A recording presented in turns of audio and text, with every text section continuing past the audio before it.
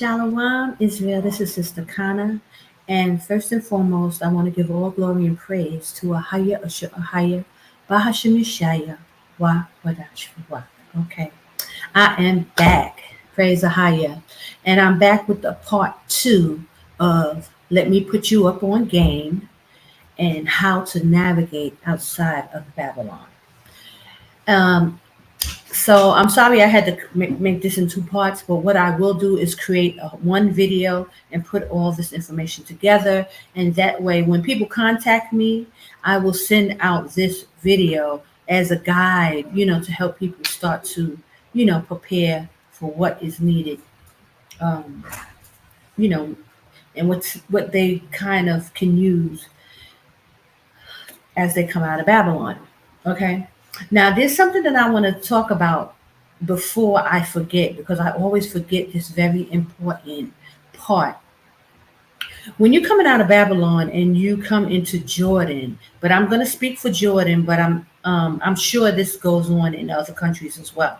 But you have to be very careful when you come out of Jordan and you get housing, you get an apartment. This is very important, and a lot of Israelites have gotten in trouble based on this one thing. When you come out, the people are very nice, they're very accommodating, and they will help you, okay, for the most part. What has been happening is when you come in and you'll sign a lease, maybe 6-month lease to 1 year, because they lease out their apartment. Some people will do month to month, but usually if you got a decent apartment, they will really want you to sign a contract for 1 year to 6 months or like that. What happens is that a lot of Israelites try to skip out on their lease, on the contract that they sign. This, brothers and sisters, is a huge no-no. Do not play around with, your lease and your contract. Make sure you pay out everything before you go, that you don't really have any problems with the landlord. Do not have anything under your name like that, because what happens is that when you go try to book another apartment, or when you try to leave or travel or anything like that, you will get kicked out of the country, or you will not be able to come back in. And this has happened to a lot of Israelites, and they won't tell you that this is what happened, or this is what they did, because it's really usually Israelites being naughty. They try to be slick, they try to get over on people, and we coming out with that Babylonian spirit on us, thinking we can kind of get over on people kind of thing, and not skip out and pay and not pay. And this, or you just run out of money and now you don't have the money and you don't have to pay. I would suggest, brothers and sisters, you work the situation out with the landlord. They usually will, be very open and kind with you. You can't pay, and if you owe them money, go back and pay what you owe. Don't try to skip out and leave and, not handle that, because it will come back to bite you, because this is the one way that they, get to regulate the people who are coming to, visit Jordan. This is one of the ways. So do not come to Jordan or any country and play around with the lease that you have, breaking the lease, not paying the money, because it's attached to your passport. And when you try to leave or re-enter, they will put a ban on your name. And this happens to a lot of people. And the thing about Israel, they don't want to tell you what they've done. Everybody's trying to act like they're nice and holy and they're doing the right thing. But that's not the case a lot of the times. People are playing games. They think they can come and skip out and, owe people money. And this is the one way and the one thing that you cannot do in these countries. It will come back to bite you, and it will come back to haunt you. And you will either not be able to come back in the country, or you may not be able to leave, and you may end up going to court. They will put you in jail. Some of the times it depends on how bad it can be. So I urge you, brother, and this is something I should have said early on. And, I'll try to reiterate this, some more times as I make videos, because I always forget to warn our people. not to come out playing games, not, trying to be slick, trying to get over. Because first of all, again, I have to say that we are the people called for by the Most High. We are supposed to be a holy example. But yet our brothers and sisters will come out here and, do all kind of things. I've heard about people stealing, gas from the building that they're living in, like it got cold and they didn't really have any money, and doing things that's like this that would really just mess up our reputation as a people. Now, how are we going to come out, trying to give Gentiles the law, and we coming out doing all kind of wickedness and acting even more wicked than the heathens? How? So, Israel, we really have to get ourselves together in that regards. And there's a host of stories that I could go into about that stuff, but I'm not even going to go there. But I'm just saying, brothers and sisters, please do not get yourself into those type of situations. Be upfront with people. Usually the people are very nice. Now, so this is another point I want to say. A lot of the time, these people are very nice. You know what I'm saying? I'm not saying everybody is, up and up. And not saying everybody is good. There are always, in any country, any part of the world, there's always some bad people. And you do have to be careful and watch out for what you do. But for the most part, on the whole, these people will buy time with you. If you say you're going to do something, they will take you at your word. And they will, if you say, you're going to do something, follow through and keep your word. And I know that's hard for a lot of us coming out of Babylon, because people are lying, people are playing games, they lie to themselves, they lie to other people, and all in the act of them trying to act like they're holy and righteous. I'm talking about our people. So then when you turn around and you're dealing with these Gentiles, you expect people to believe that we're the holy people and we're righteous and this and that, but yet you got all kind of wickedness going on. Those kind of contradictions, people will tend to lose respect for you. People will tend to, not want to help you. So Israelites really need to be careful when they're coming out of Babylon and the things that they're doing and the things that they're saying. Either they're not lining up or it's just straight unrighteousness. And this, you cannot be representing the Most High coming out with a whole bunch of foolishness. Brothers and sisters, let's just be clear on that. And I think I really needed to, talk about this and let brothers and sisters know, when you get into these African countries or these Middle Eastern countries, these people ain't going to play that. In America, it's built on wickedness. There's a lot of wickedness, kind of do as you will kind of thing. And not that these other nations are not as wicked, but Babylon the Great is Babylon the Great. And the Bible speaks of the wickedness that's there. So it's far more wicked than a lot of other places that you will visit. And I myself, I've been to Egypt, I've been to certain, surrounding countries, and I find that these people are relatively, not all, are really nice people. You know what I'm saying? They're good people and they will help you. Now, Jordan happens to be the peaceful country. That's why AHAYAH said within his borders that he will protect this country. Is not only because it's just a nice country or it's the safest country in this region. The Most High has his hand on this area because he said within his borders he will protect us. So there's always been a level of peace here in Jordan. It's not controlled like a lot of these other countries with violence and all this other stuff. If you notice, Jordan don't have those things going on because I believe it's the hand of the Most High here. He's going to keep it calm. He's going to keep the people at a certain peace so that his people can come here and be at peace as well. I'm not saying it's perfect, and I'm saying that these people are like holy and righteous in any way, because we are the children of Israel. We are supposed to bring the righteousness. We are supposed to bring the truth, and we're gonna put forth the Most High's commandment to the whole earth.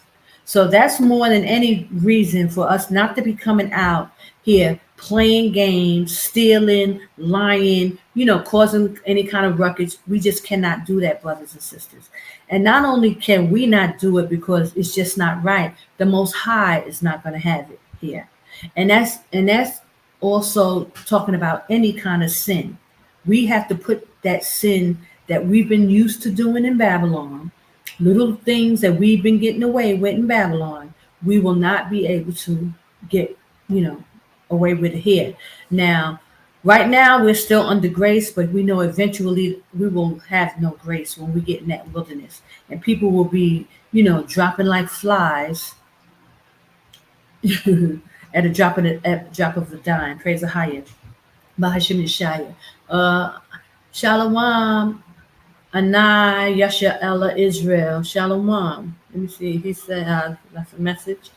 Or she says, where is the book that Daniel 12:4, Revelation 5 speaks of? Okay, let me see. Where is the books that Daniel 12:4 and Revelation 5:1 speaks of? Okay, I'll go back to that after I, finish up, because I don't want to lose my train of thought. Okay, so I'll come back to that question, but shalom, and I'll get to it. Okay, I pray I can answer it for you.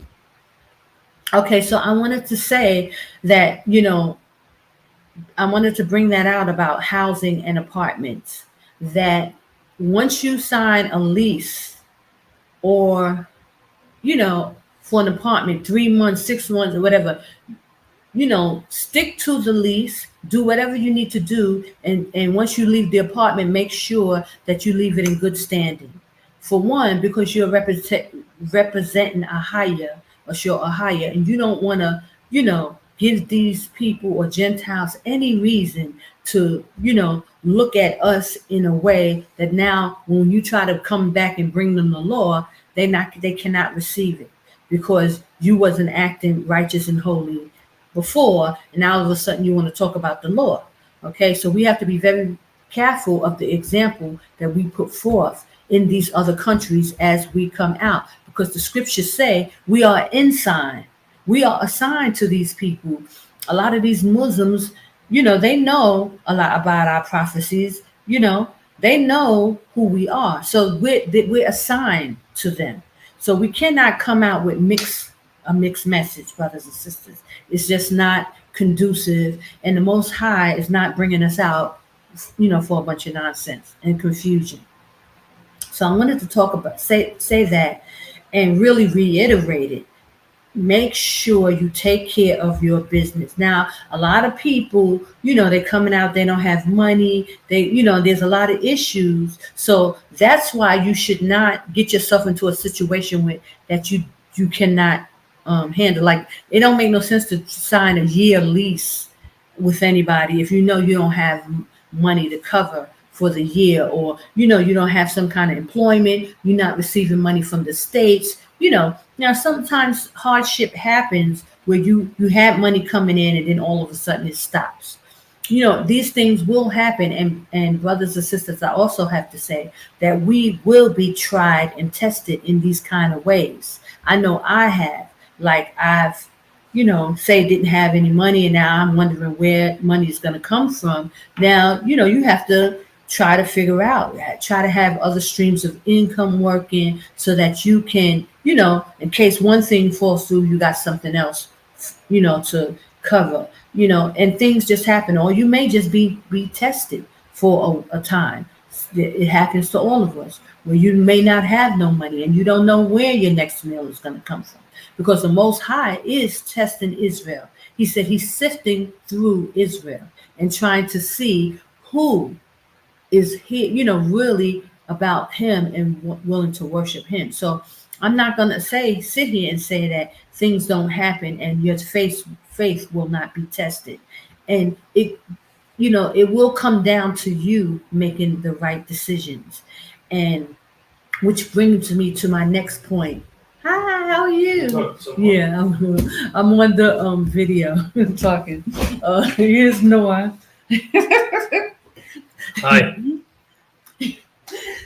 So It's what? Yeah, I'm live. Live, okay. Yeah. Sandra's the best. East, West, Sandra's the best. Hey, thank you, Noah. Peace out. And that's Noah. Thank you. See you. I will talk because I haven't seen you in a while. That's Noah, and he's like one of my partners, and we actually do some shows. He does DJing as well. So that's another story. Anyway, so my next point, gosh, I didn't want to lose my point. Oh, it was about decisions. The choices and decisions that you make. This is huge, brothers and sisters, because it goes within the testing, us being tested. The Most High said that we will be tried and tested through the fire like fine gold, right? So we know that there's a series of tests, even though we know we're going through Jacob's trouble. In that, there will things we will be going through to see if we are even worthy. The Most High said, no one is saved until the end, that we must be found worthy. And I will post a lot of these scriptures in the description box. So bear with me with that. And if I forget, you can leave me a message and I will try to remember. But we will be tried and tested, brothers and sisters. So your choices and your decisions are very, very, a very, very big factor in how you navigate, through this journey that we are about to embark on. A lot of us, we still thinking in a Babylon mode, in a Babylon state of mind. So our choices are usually, and our decisions are usually based on what we think we know or what we were taught in our captivity. But brothers and sisters, that's why it's so important that we must come back to AHAYAH and learn his laws, his statutes, and his way. We must get into them scriptures and dissect the scriptures to understand our power. It's on us to seek and find him, not for him to seek and find us. And I think I spoke on this before because, overall there's an awakening. AHAYAH poured out his spirit. So we're all on some level have been affected. We're waking up. We're starting to realize, things. We're in the age of information. This internet is giving a lot of information. And based on that, we're waking up to the truth. Some of us are not even waking up. So he said, be blessed that your eyes can see and your ears can even hear at this time, because a lot of people are not waking up. But the fact that there is an awakening going on, that does not mean when you choose to do something that you're choosing with the Most High. You got to make sure that you make the right choices, that you make the right decisions, because a lot of times we are working against AHAYAH. We actually will be at war with AHAYAH in a lot of circumstances with the choices that we make. And you won't realize it until it's too late, until the Most High has poured out war on you. And you're wondering, oh my gosh, what did I do? Why did I do that? And you're thinking that you did the right thing just because you're judging things based on your understanding, instead of really, really fasting and praying and finding out whether you are in line with the Most High. And I'm going to tell you why. Like David, our forefather David, when he was king, and this is just a small example. I don't know the exact scriptures, but I will bring them out. I know the story, okay? When he was king and he did a census, he decided to do a census and he counted the children of Israel, which the Most High did not want him to do. Now, he thought he was doing the right thing based on, his decision. He knew the Most High was with him. He knew the Most High loved him, but he went and did a census, meaning that he, I think it's called a census where you count, the people. And he did a census and he counted the children of Israel. But the Most High did not want him to do that. And so it was a sin to the Most High. And he ended up chastising David because of this action. Now, David thought it was just something he thought, it came to his mind and he thought to do it. So he didn't think that he was going to actually be at war with the Most High based on his choice, based on his decision. And this happens to a lot of us. And I know it happens to me a lot of times that I think most of the time that I'm so in line with the Most High sometimes that I'll just go and step out and do something. Now, a lot of times I'll even pray about it. I'll ask the Most High. He may not have necessarily given me the answer, but I think that's because I prayed about it and I'm going forth with it out of my mouth and I'm asking that's good enough. No, brothers and sisters. We must wait on the Most High to give us an answer in order to do something so that we know for sure that He's in line and it's according to His will. Because everything we do and everything we think is not according to AHAYAH's will. And this is big. This is huge. So I'm going to say it again. Not everything we think and not everything we do is in line with AHAYAH. And sometimes you'll be making a move or a decision to do something, and it will be against AHAYAH. And you will find that you will be at war with AHAYAH on something. And you think that you're doing, you think you're doing the best thing, just like our forefather David did. Okay? So you have to really be careful, brothers and sisters, on the decisions that you make. Just because you want to do something and you feel it's the best thing for you to do does not mean it's in line with AHAYAH.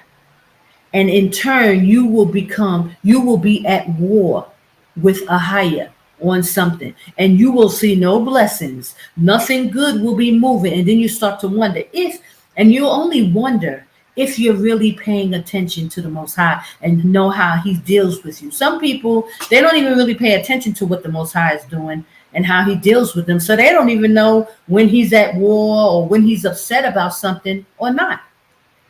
Because you never really be paying attention. You ain't really praying that much. You're not really fasting. So you don't really know what is pleasing and what's not pleasing to the Most High.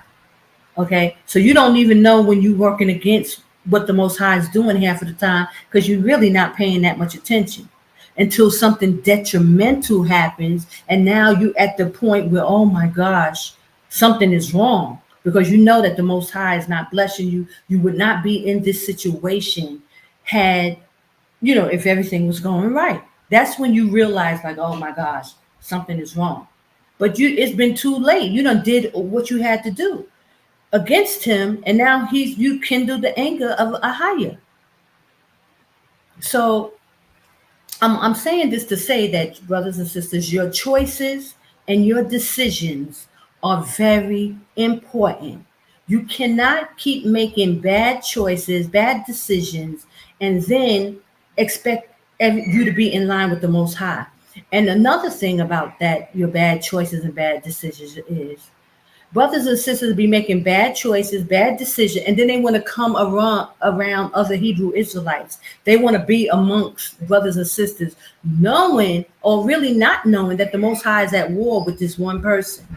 And there's many scriptures like that where somebody sinned against the Most High in the camp while the children of Israel was in the wilderness, and nothing was going right. They couldn't get nothing done. They start crying out to the Most High, and then the Most High had to reveal to Moses or Aaron or one of them that there's a person in the camp who actually sinned against him. And unless they put that person out of the camp, they're not going to be blessed. They're not going to be, nothing is going to move in their favor.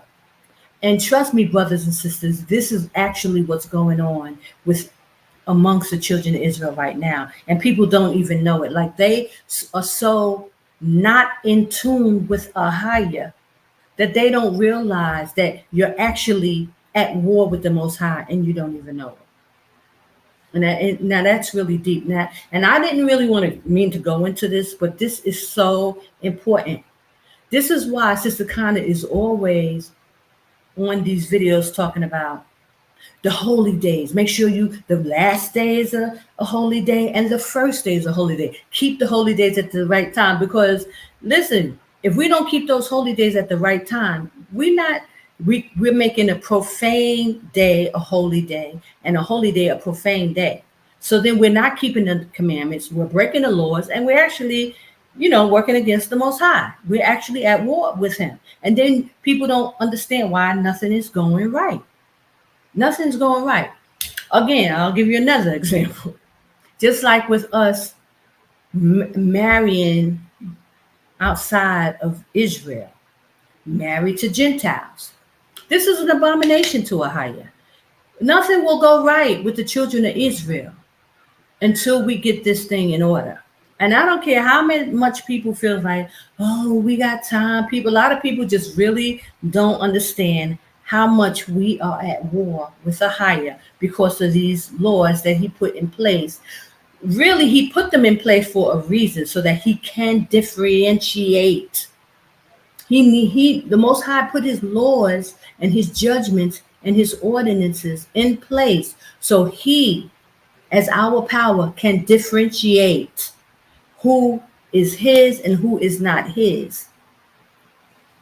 So you'll have some people who look like Israel and you think they're Israel, but really they're not Israel. So they're not even bound by these laws.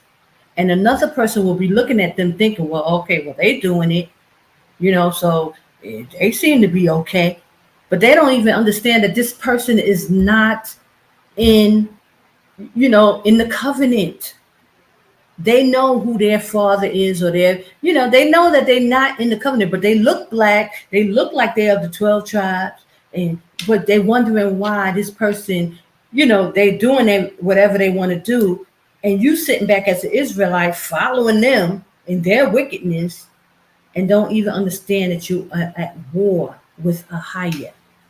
It's so deep, brothers and sisters, how, a lot of people really are not paying that much attention, and they really don't care. But a lot of people are not bound by the same covenant, and you don't even know, and you just looking at this person and seeing them just because they have the same skin color as you, thinking that they're black. So you just following. You're following people, and instead of following the Most High, you following people. So that's just deep in itself, and that's a whole nother video, really, because I could go on and on and on about these type of cases of stuff in the Bible, laws and judgments that we have and we have to follow, and that you may just be watching somebody else and you think that they're Israelite, and they already know in the spirit they're not even bound. They don't keep the laws because spiritually they're not bound. Can you hear me? They're not into it like you because they're not part of the covenant, and you don't know it because you basing everything on because they look black. And that's far from it. We are spiritually bound. We are spiritually bound. Once you the Most High calls you and he wakes you up, your spirit is supposed to bear witness to this truth. And as you start to get around other Israelites, if you see that some people just don't really care, they don't even have the spirit to keep this thing going, then you must come to the realization that they not really, obviously, are not Israel. And you're supposed to be able to move accordingly, move away, but so many of our people are so lazy. They don't even care about the laws of the Most High. They're not even trying to keep the laws. They're not bound by these laws because a lot of them, not everybody who's Israel or say they Israel is not Israel. And you really need to start paying attention to those things. So when it really applies once you start coming out of Babylon and you start fellowshipping with other people, and you just notice that people really, they don't really care. They don't care. First of all, they don't even care when they keep the holy day. They don't really care about the holy days, the Sabbaths. They off on certain things. This should be a red flag for you, for those who are bound by the law that's in them, in your inward parts, and you're trying to do what's right, but you steady seeing people, they don't really care. And they'll be going into the scriptures, reading the law. We in Shabbat, You'll be reading these things with them, and then they'll still go turn around and do the same thing, breaking the law and don't even care. That should be a red flag, brothers and sisters. Because anybody, just like Paul and Peter and different apostles say, they are prisoners. You become a prisoner to the laws, the statutes of to AHAYAH Bahashim Yashaya. You become a prisoner, like you have no other choice. You bound by it. You have to do what's right. Your conscience won't even allow you to go that far off. So why is these people, brothers and sisters, so willingly and so eagerly can just brush off these laws after you'll sit with them and read the law, and they still don't care? Like it's like, okay, this is where it starts to become a narrow road, brothers and sisters. This road becomes very narrow. So please, I'm bringing up another point, but based again on the decisions and the choices that you start to make as you start to come out of Babylon, as you start to come into your feet start touching and walking on holy ground. And now you are bound by the law, but you may, be fellowshipping and be among other Israelites who seem like they don't really even care. The road becomes narrow. It becomes narrower. And what I find too, that a lot of Israelites, they based on this awakening, they based on coming out of Babylon with how many people they can fellowship with. That's another issue. Needing to feel like you have to be fellowshipping with a whole bunch of people in order for you to feel like you're whole or you're being righteous, or because many are called, brothers and sisters, and few are chosen. So you'll find that a lot of Israelites who calling themselves Israelites, who say they are Israel, are not Israel. Why? It's not because based on their skin or how they look, or they wearing fringes, or they keeping their head covered. It's not. It's about the fact that is this law in your heart? Are you trying to please the Most High? Some people like, but no, see, they going now you're going too far. Like they be calling people super Hebrews, and they trying to be holy. See, this is when this line starts to be drawn. When you start being around people when they really don't care about the laws. They don't really care about what they're doing and how they doing and how they moving, and as a reflection to AHAYAH and Yashaya. Okay, so these are the things you have to really be mindful, brothers and sisters, as you start to make your way. Just because you're around people like to gather a whole lot of people to them, and they don't really care. It's like one big party. So it makes them feel comfortable because they got a whole lot of brews around them. But ain't none of them set to prepare for the coming of Yashaya. Ain't none of them preparing for that marriage. They ain't even thinking about Yashaya. They're not even thinking about preparation. They're not even thinking about going into the wilderness. Petra and going to Kadesh is the last thing on their mind. And most of them already know that they ain't going. They'll give some excuse that why we ain't got to go. Some people think that they can go around, through the Dead Sea area and go straight into Israel because they have no, they have no, nothing in them is thinking about being purged, trying to become new creature in Yashaya, trying to do anything righteous and right. They laugh at stuff like that. They laughing at you for trying to even thinking that trying to be righteous and holy. It's funny. They clowning you. So it's not even a thought. But again, I say the road is very narrow. It's a narrow road, brothers and sisters. And everybody, he said 2/3.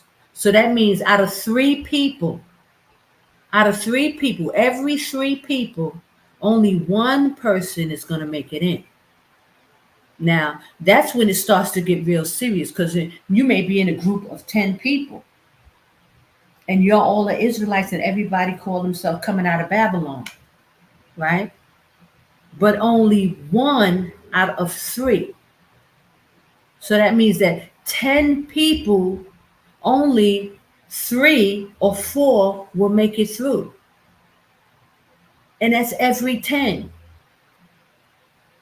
So, brothers and sisters, your choices, your decisions are very, very important. How you move. Okay, so I'm gonna move to another point. When we come to Jordan, brothers and sisters, this is a place of refuge for us. This is a place, because of Jacob's trouble. The Most High said we are in a time of Jacob's trouble. It's like a time like no other time. He designated a place for us to run to in our time of need, flee, depart, come out of her. All those scriptures leading to an escape. We are to come out of Babylon. We are to flee. We are running for our lives. And there is a designated place. Jordan is that place. The Most High designated 3 cities on this side of the Jordan as designated places of refuge. So even though he said, I will protect those within my borders, and Jordan, the whole country Jordan, is within the borders, there are 3 cities only that are designated. Hold on, I gotta call. Excuse me. Do I have any water?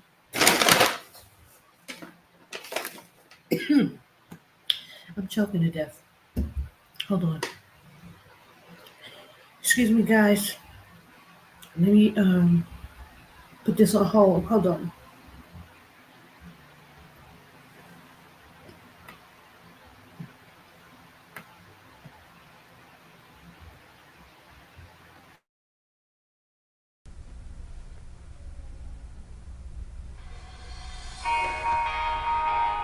Praise AHAYAH. Yashaya. Rahawat.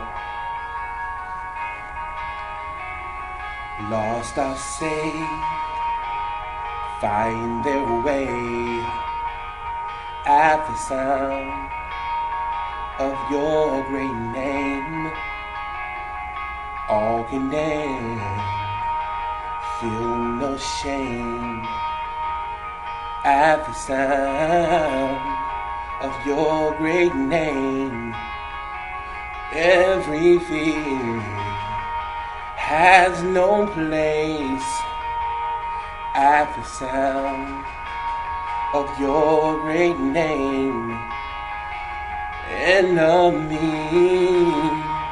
he has to leave at the sound of your great name. Oh, Yashaya. Worthy is the Lamb that was slain for us. Son of a higher man, you are high and lifted up, and all the world will praise your great name. Hey, hey, your great name. All the weak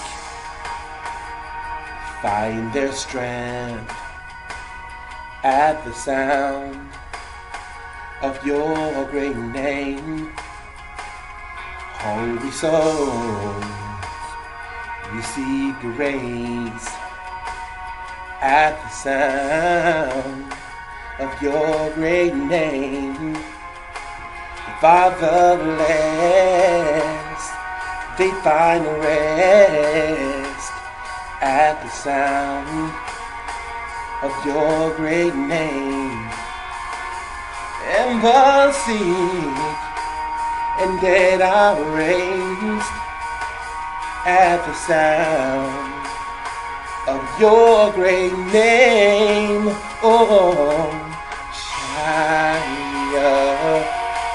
Worthy is the Lamb that was for us. Son of the higher man, you are high and lifted up, and all the world will praise your great name. Yeah, your great name.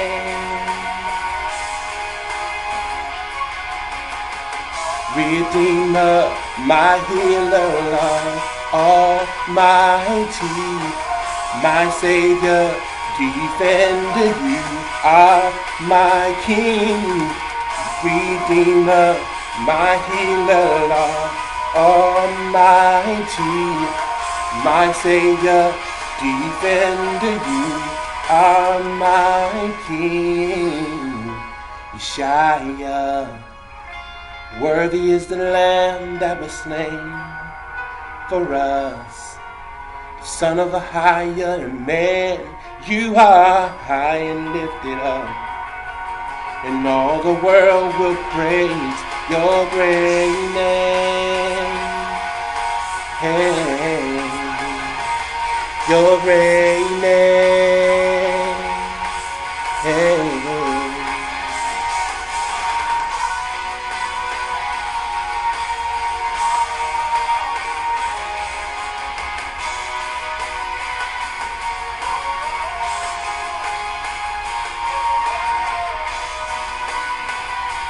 Your great name, your great name. Praise your high. Praise your high.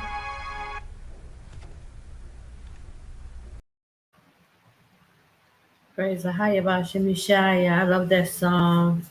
Bless his soul, Dawid, for a beautiful song. Okay, yeah, I was choking. I had to get me some water. Praise AHAYAH. But okay, so I wanted to go into those three cities. Now, it's not that we are not protected within the borders, like the Most High said. He said that, but he narrowed in even further. He said, precept upon precept, line upon line, here a little, there a little. That's how we get understanding. So when we go into the scriptures within Deuteronomy, and I'm going to pull them up, it tells us about these cities of refuge, meaning, and he went into detail about if a man committed a crime and he happened to kill someone by mistake, or and the family would be after this person, or somebody wanted to kill this person because of the wrongful death or the wrongful act, that he designated these three cities on this side of the Jordan River. There's 6 cities altogether, but there's 3 in Israel and there's 3 within Jordan. Now we know in the scriptures, I think it's in Matthew 10 and 13, it says we are not to go into the cities of Israel right now because Yashaya is going to bring us into there. So we are not, and that's probably why a lot of people are getting deported out of Israel. All kind of things are going on. But also there's a lot of people there, and we know that destruction is coming eventually in Israel because it has to be cleansed before we go back into that land. So, but just to let you know that there are 3 cities on this side of Jordan as well that's designated as cities of refuge. Okay? And I want to go into that. And I went into it, and I'll keep doing it every time it comes up or I bring it up, so that brothers and sisters will know and not be confused. That even though we are to come to Jordan and that we are protected within his borders, there are 3 specific cities on this side of the Jordan that are considered cities of refuge for us. Okay? And the Most High, he made a new covenant with the children of Israel right before they went into Israel. And when you go into Deuteronomy 29, it speaks of that new covenant. But before that, I wanted to go to Deuteronomy 4 and 41 and just, give the cities of refuge so that you can understand and be clear, and why like people just want to go to sit and search, long as they within Jordan, they think they're fine. And listen, people can do whatever they want to do, but at least you can't say you was not told, about these, three specific cities, and why you won't hear Sister Connor talking about she's going to urban, or she's going to,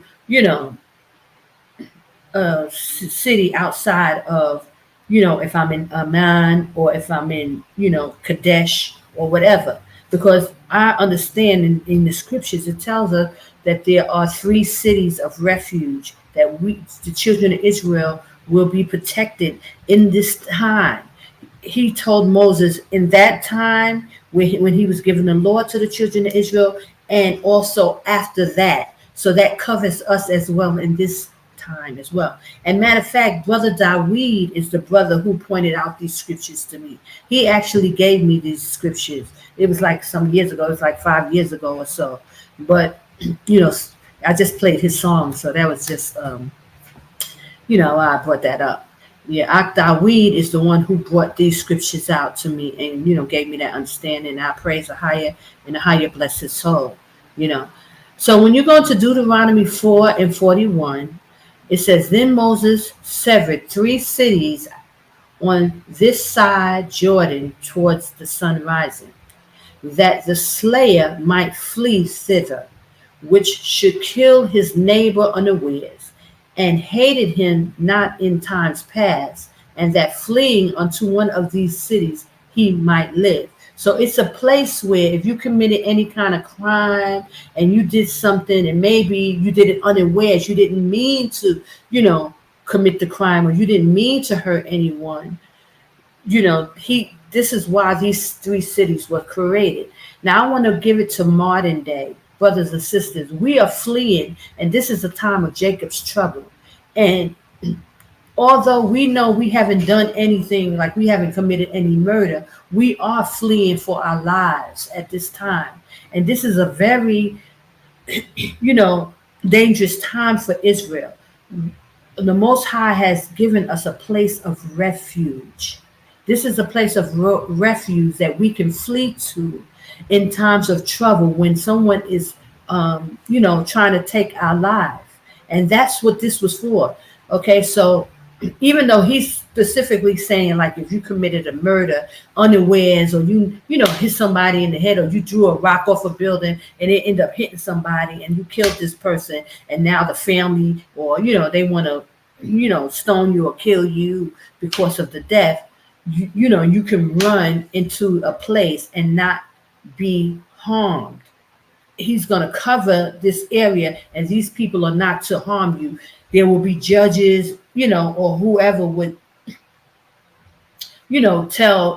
set the stage of what the fine would be, or what the, account would be. But it's still spiritually a place of refuge, because what the Most High do in the flesh, he also does in the spirit. So spiritually, there is a covering over this place and over this area. It's still a spiritual place of refuge for the children of Israel to run to in their time of need. So that goes into the Most High saying, I will protect those within my borders. These are the borders, and these are the perimeters that AHAYAH set forth, that we can run to in a time of need, in a time of refuge. Okay. 4:43, it says, namely Bezar in the wilderness. Bezar is another name for Petra, another name for Kadesh. So Kadesh is one of those cities that we can flee to in the time. Now, I'm not saying for us to haphazardly run into Petra, because it's not going to work like that. I've seen people get put out of Petra. I've seen people get rounded up. So the Most High is talking about when we start to gather together as a body, and we start coming together, these are places of refuge and protection for us. Okay. Now, you people just can't do haphazardly thing and think like, oh, the Most High got me, because I hear that all the time. Oh, the Most High got me. Oh, the Most High got me. Everybody like the Most High got them.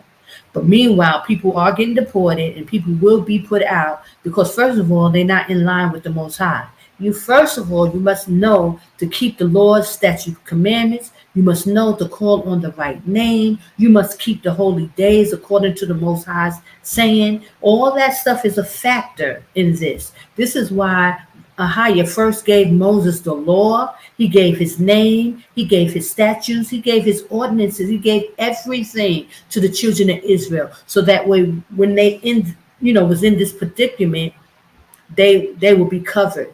But you're just not going to be haphazardly covered and thinking that, oh, you're going to be okay. You better know that you should not be offending AHAYAH by calling him the name that's not his name, because he said, first of all, he's a jealous power, right? He's a jealous power. You cannot just be calling on any name. Now, I received a message. Excuse me. I just received a message and I want to read it because it goes into this. Hold on. I don't know if it's a brother or sister, but it says, obey AHAYAH. This is what they, on the first video, they said, Shalom, Sister Connor, excellent video. Sincerely appreciate all you're doing to wake Israel up. And I have learned so much from watching your content. Thank you. I appreciate that, obey AHAYAH.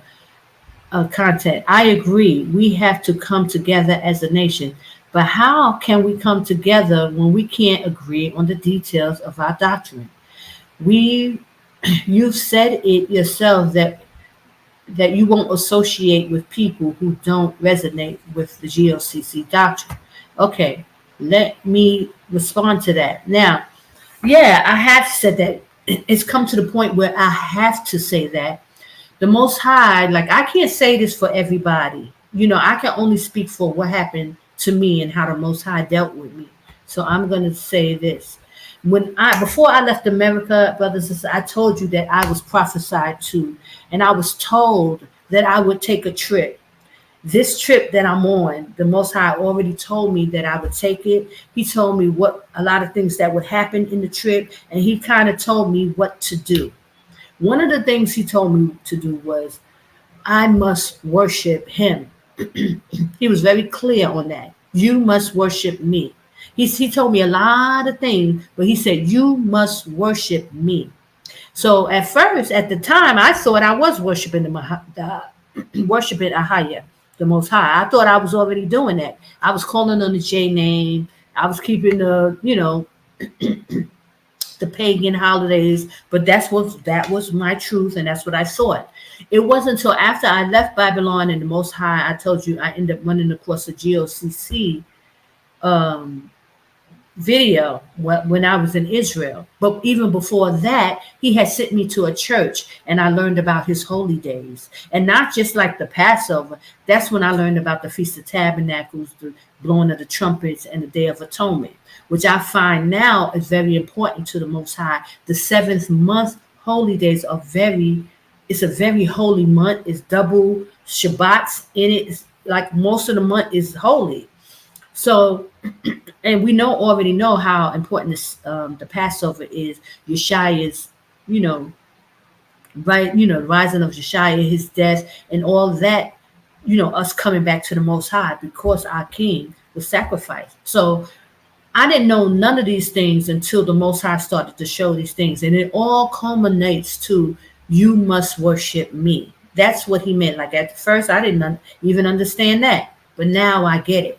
So, and then he told me about speaking to the children of Israel. I didn't know at first that this is what I had to do. I didn't know that I had to tell people how he was dealing with me. And I had to speak on video, and it would come to this. So when I'm saying those things, it's only because what the Most High has told me to do and told me to say. So I'm speaking to the children of Israel, telling them we must come together. And he showed me the doctrine. He showed me Elder Ricard and what Elder Ricard was speaking on. Is the truth. So I'm not just saying this and just haphazardly saying, oh, Israel, we got to come together. not only am I saying we got to come together, I'm showing you the doctrine that the Most High appointed me to and told me this was the doctrine. So only thing I can do, brothers and sisters, is tell you guys. I can put it out there and tell you, but it has to resonate with you and your spirit, and it should already be resonating. But if it doesn't, like I said before, everybody who claim to be Israel is not of Israel, and it's just the bottom line. And I'm not saying this to offend people, but y'all have to really understand and know that there is one doctrine in this earth that the Most High is resonating with and for. Y'all gotta accept that. He's not all over the place. AHAYAH ain't no whole bunch of confusion going on. He ain't making nothing up as he go along. This is what the doctrine that he put in the earth from the very beginning, starting with Adam, all the way up until now. It's upon you, brothers and sisters, to find, the Most High, AHAYAH. He said, seek and ye shall find. Ask, knock, and the door will be open unto you. So you have to be fasting and praying and trying to get this truth so that you can be counted worthy. Because nobody is found worthy until the end. So we all gonna go through these trials and tests. And just because you waking up to the truth does not make it mean that you're gonna make it and that you're gonna make it to that kingdom. So it behooves you, brothers and sisters. Yeah, I'm saying we all need to figure out that doctrine. Y'all need to figure it out. And I'm just pointing you in the direction in which you need to go. GOCC has the doctrine. Now, you can believe it. You can push up against it. You can kick the rocks down all the way somewhere left if you want to. It's up to you, brothers and sisters. Because at the end of the day, you're going to have to make the choice. You know what I'm saying? It's not on Sister Con. The onus is not on me to prove anything to you.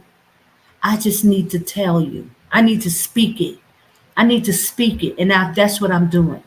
I'm trying to tell you, show you, and kind of lead you to the right direction and where you need to go. I'm not trying to teach you. I'm not trying to, how they say, like, push nothing on brothers and, force men and, what I'm saying? Because they call me every name in the book. I'm just trying to give you some direction on which way to go. You have to figure this out. It's on you. The onus is on you. It's not on the Most High to, show you some miraculous thing need to fall out the sky in front of you and bounce on the right direction. It's not. You need to fast. You need to pray. You need to fall on your face like David did. You need to beg and ask him and plead with the Most High. If he has not opened your eyes, if he have not given you revelation, then you need to go to him weeping and crying so that you can make it, brothers and sisters. That's how serious it is. Okay? So, yeah, I know that we don't believe. All of us don't believe. I know Israelites is hard-headed and stiff-necked, and they seeing something else, but it behooves you to figure it out. Because, listen, I was on the J name too, and I believed it wholeheartedly. Nobody couldn't tell me nothing about that. But guess what? When I heard the truth, it just resonated. Something in my spirit told me that was right. Now, you couldn't tell me in 1,000 years that I would ever get off what I was on. I thought the J name was it, and that's it. Now that's what I was doing. But when I heard the truth, but you know what I find? A lot of people, they spiritually dead, brothers and sisters. A lot of people are spiritually dead, and they don't want to own up to that. A lot of people are operating with sin in their lives. A lot of people are still dealing with a lot of sin. So how can you hear or be awakened by this truth if you got sin going on in your life? How? Because the Holy Spirit, she flees from any kind of wickedness. She will not dwell in a temple that is defiled.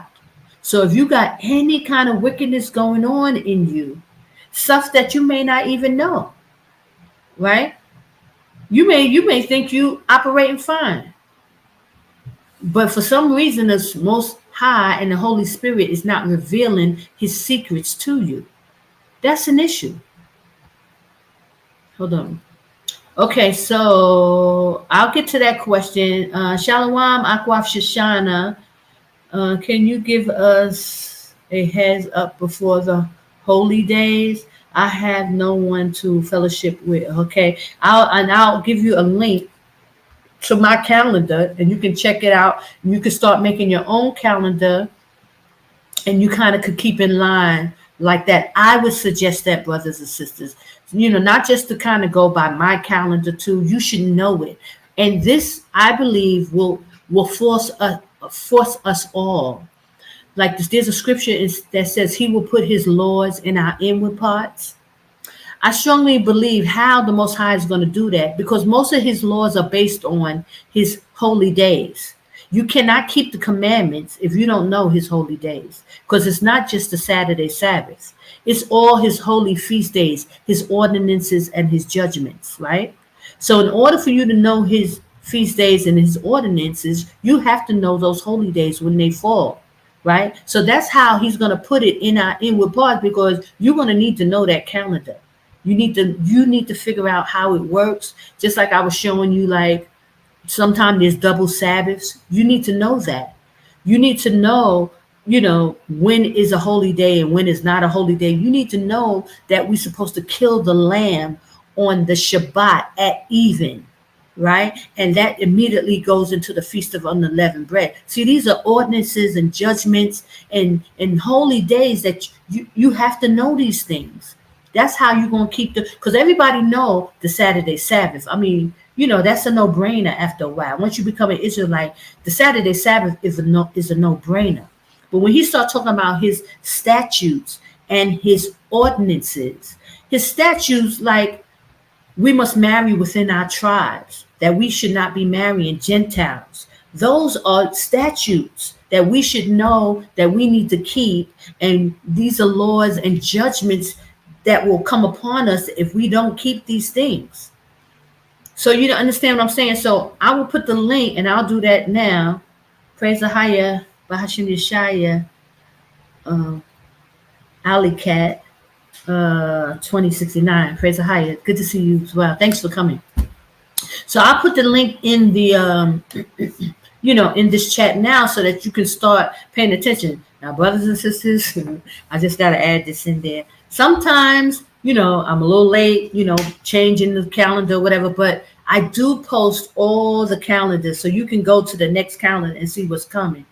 Sometimes I just don't have time to remember at the end of the month, and I don't know if I did it this month. So that reminds me, I got to change the calendar as well. I think it's still on September, but if you go down, you can see October, November, December. All the calendars are up. It's just not maybe on the first one. Okay. Please forgive me for that, because sometimes, I just be forgetting.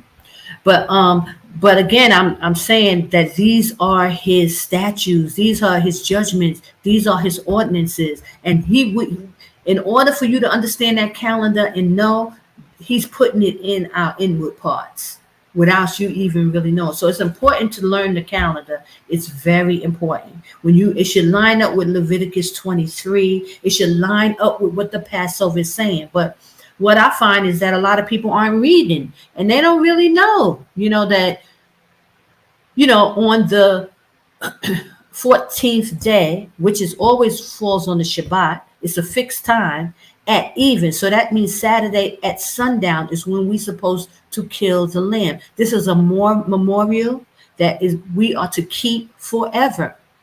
You know what I'm saying? This is something that we got to know, that on that 14th day, that's when Christ died. That's the same time we're supposed to be killing the lamb. It's an ordinance to us. We should know that.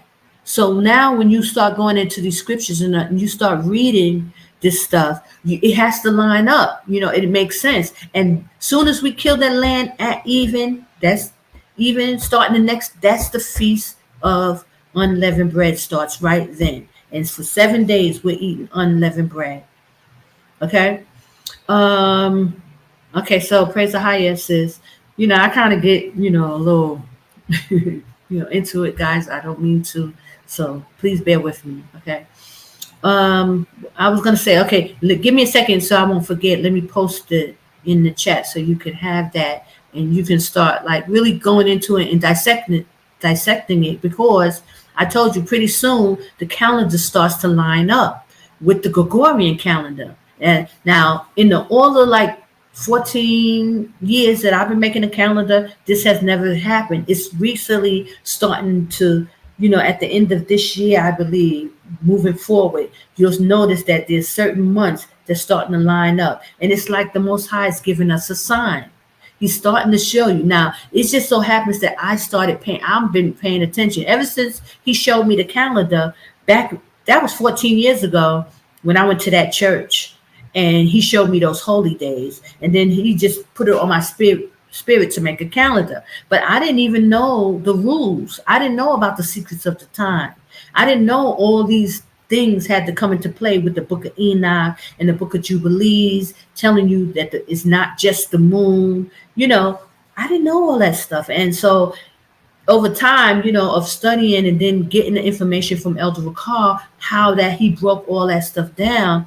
Okay, so now we got the calendar. Now we know how this calendar works. So it's important, y'all, to study it. And this takes time. Like you may not can just watch the video one time and get it. You understand? You may not can do it. It didn't happen like that for me. I had already been studying it for years and I couldn't get it.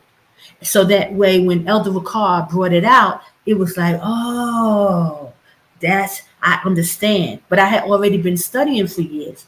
So it did make sense to me once I saw it. But for somebody else who never really was paying any attention, you might have to really kind of go into that. I was already going into the book of Enoch. I couldn't figure that out. I was already going into the book of Jubilees and trying to figure out, how this thing was running. So when it was given to me, I got it. But you may have to do it a couple of times before you understand it. Elder Ricard, not only does he have the secrets of the time, he have about 4 other videos, and I have a playlist that you can, so he kind of put it all together so that you can keep watching it and keep getting it, because it's not an easy thing, brothers and sisters. It's very complicated. These are the dark sentences that the Bible talks about. Like everything is not cut and dry in the scriptures. Some things are mysteries. Some things are hard to understand. Some people won't ever get it because if the Most High ain't taking the scales off their eyes, they won't even be able to see it. And I can't knock people for not seeing it because some things just ain't for everybody. You understand? And then, but people think that they should automatically be able to get it. People think that. They think that, oh, well, if you could see that, I should be able to see it too. And unfortunately, it just does not work that way. Some people do have scales over their eyes, and the Most High have not opened up their understanding. Some people have sin. Sin is a big factor on whether you can see or not. And people don't think that. They look at their sin as nothing and thinking that they should be operating just like everybody else, somebody who's, living righteous. That's like somebody like Noah, who was in favor, had favor with the Most High. He was revealing his secrets. Abraham, David, all of these prophets that the Most High was dealing with. And then some regular, forefather feeling that they should have the same knowledge and understanding and they should be able to see just like King David did or King Solomon did. When we clearly know that Solomon was blessed and he was wise, the Most High gave him wisdom. So everybody could not see what Solomon saw. But I'm sure that there were Israelites in his time who was thinking that if he could see it, surely I can see it. But if the Most High didn't give you understanding, he didn't open your eyes, you're not going to be able to see it. And these are some of the things that we're going to have to accept, as well, That's why, listen, a lot of brothers are struggling. It's huge. They are struggling with, being able to receive information from other brothers. A lot of men in this truth feel that if one brother can teach, that they all should be able to teach and bring forth understanding and have the knowledge and wisdom that the Most High is given. But it's clearly not the case. I mean, I'm sure you've run across some brothers that you'd be like, what? Like, what are you talking about? They be coming up off the wall with some stuff and you'd be like, oh my goodness, But they, in their heart, they feel just because other brothers is bringing forth truth, that they should be able to bring forth truth too. And they don't even see that they got scales on their eyes, and the Most High is not giving them understanding. But you could not tell them that. You understand? So me saying to brothers and sisters, like, take the Hebrew Bible Academy, I know that's a problem for a lot of people. Because a lot of people, first of all, let me explain something to you. I'm going to this too. It's sad to have to say this, that, I've started coming out and I told y'all about the infiltration, what's going on in Babylon, that clearly they're trying to stop the children of Israel from waking up. They're trying, with all this distraction going on, all this stuff is not for naught. They're doing it on purpose. They're trying to stop people from leaving, the whole pandemic, all this stuff. They're trying to stop the children of Israel, right? I mean, to most, it's clear. All right. So when you start putting out, okay, this infiltration, I started talking about that and talking about, Elder McCarr and this and that.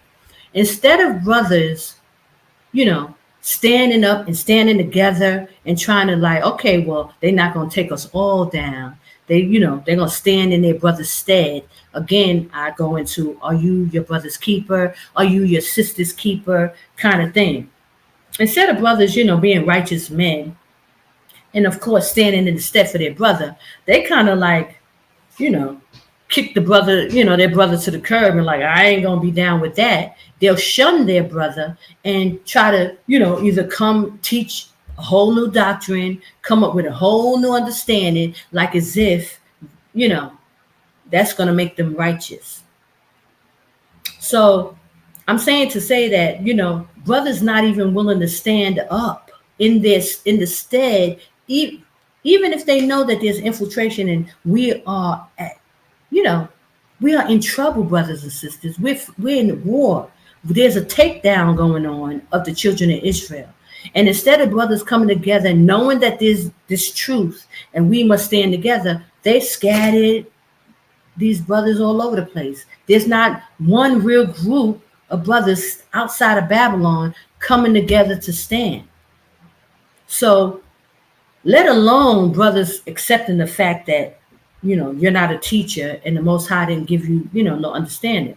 There's a lot of jealousy going on, just like in the days of King David. A lot of brothers are jealous of other brothers. They won't, acknowledge that there's a brother who may have got some understanding. They feel like if they got the understanding, surely the Most High will give it to me too. And so that's part of all of this chaos going on, with a lot of men, but women deal with this spirit too, so we got this whole thing going on as to why Israel cannot come together, which brings me back to the question of AHAYAH, saying, that I'm saying, that we must come together and, they can't get under GOC doctrine. The majority of the reason why people don't want to get under Elder McCarr's doctrine is because of jealousy. Other brothers are jealous of brothers and they feel like they should be in this position. So that's mainly a lot of the problem from my perspective. Now, I've talked to a lot of brothers. I talked to a lot of them. I know that the reason why a lot of them won't stand up, they won't, come under Elder McCarr, because they're jealous. It's a jealousy thing. It's not whether they hear the truth. They'll take from Elder McCarr's doctrine of the secrets of the time. They'll listen to the videos and all that, and then try to come up with their own holy days based on the understanding that Elder McCarr gave.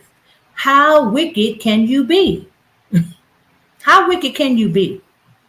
You'll hear somebody's doctrine knowing the Most High didn't give it to you. They knew nothing about the calendar anything. And I can tell you why, because I was asking brothers. I was going to brothers talking about the calendar. Not only did I go to Elder Ricard, I went to Elder Ricard, but I went to other brothers. I don't really talk about that because there is no point in talking about it, because once Elder Ricard came out with the Secrets of the Time, it deaded all of that. But I initially was going to all the camps. I was asking. I didn't understand why they were keeping the days with the cards or our Jewish people. I did not understand that, and I was asking questions about that. It wasn't just Elder Ricard that I asked. I asked majority of them. They all knew about me.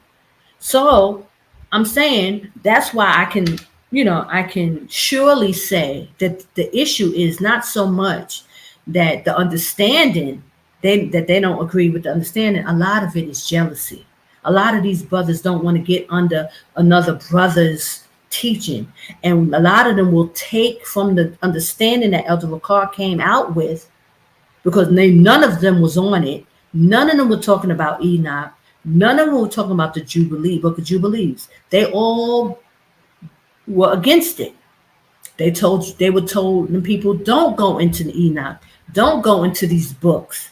They didn't ascribe to those books. So that's how I know. So the person obey AHAYAH, you're asking this question. It boils down to, and you hate to say it, because you don't want to be arguing and fighting with people. But if you know the truth, you know the truth. It all boils down to a lot of jealousy. Is why our brothers won't come together under one doctrine. So when you understand that, then you know that, okay, AHAYAH will have to intervene. And then it comes back to the whole 2/3. People are going to be destroyed in the wilderness for rebellion. The spirit of rebellion. They refuse to do what's right, even though they may even know. Some of them know, because they'll go, okay, yeah, I listened to Elder Ricard's Secrets of the Times.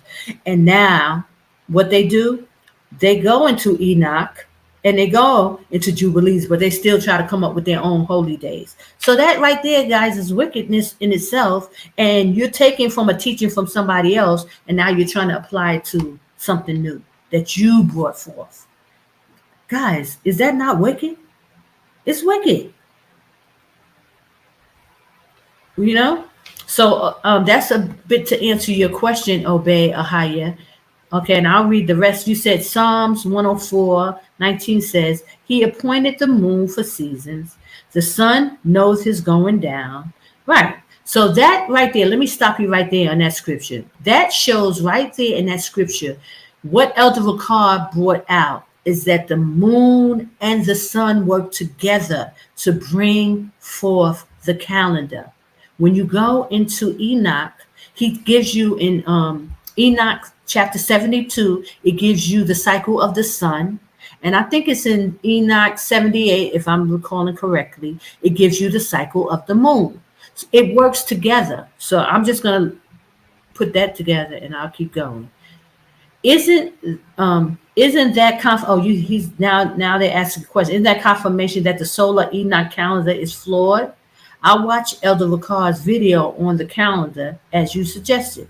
No, I'm giving you the answer. It's not flawed, because what Elder Ricard gave you, he gave you the cycle of the sun and the cycle of the moon and showed you how they must work together. It's not, most of the Israelites are on the flawed calendar of cycle of the moon, the slither of the moon. The majority of them, and why they're doing that, is because that's the calendar that the Jewish Khazars gave us. And this is what, when you go in Book of Jubilees, which precepts Enoch and gives you further understanding, tells you. It said we would follow the Gentiles and we would follow the moon solely, and we would be thrown off by 10 days. That's exactly the answer. So that scripture you posted, Obey AHAYAH, gives you the answer within the scriptures. It says the sun, the cycle of the sun, and the cycle of the moon together. That's how we come to the that's how Elder Ricard came to the last day of the year, based on the sun and also the moon. So I don't know if you really got that when you saw the video, but you need to watch the video a couple of more times, because listen, it's not easy. It's not easy just reading those scriptures to get it. And it's not easy just listening to Elder Carr's video as he read it to get it. You got to really study that and take it piece by piece and write down those scriptures. And then there's some more scriptures that he give in like 3 or 4 other videos that as he started to come out with more information. But it's basically the secret of the time is what gives it. He just gives them, goes into it maybe like a different ways, but it's basically that. I can give you that playlist so that you can kind of go into those scriptures. I'll answer your question, and I'll put the link. Please forgive me though. Okay, so I hope, let me finish that question, because that's a very good question, and I thank you for your comment. Okay, he says, many Israelites who use 2 John 1 and 10, Romans 16:17 to explain why we can't come together. And that makes sense. But since we've been disconnected from our heritage, we all believe so many different things.